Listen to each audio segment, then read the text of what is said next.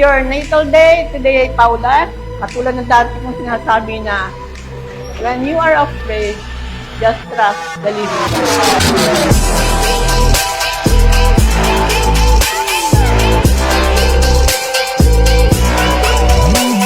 Happy Happy birthday, birthday, Ate Ate Pao! Pao! Ate Pao, happy birthday! Congratulations! Dalaga ka na ngayon. Lagi kong asahan, nandito kami at Jerisa Pitolon, na Lola Nancy, para sa inyo. Happiest birthday, Ate Pao Pao. Welcome to adulthood. Alam ko, medyo nakakatakot, pero know that we are always here with you. Yung ating bigger family, andyan si daddy mo at ako, at saka si mami mo, at saka si Tito Yeye. Happiest birthday and we love you. Happy birthday, Ate Pao. I wish you A Merry Christmas. Happy birthday, Pao Pao.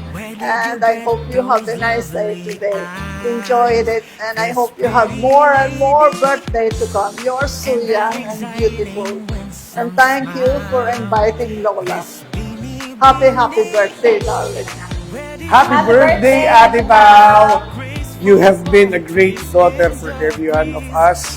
At sa panatilihin mo pa, sana'y mas lalong mas maging maganda ang grades mo. Maging mas matindi ang inspiration mo, lalo ngayong mga panahon. At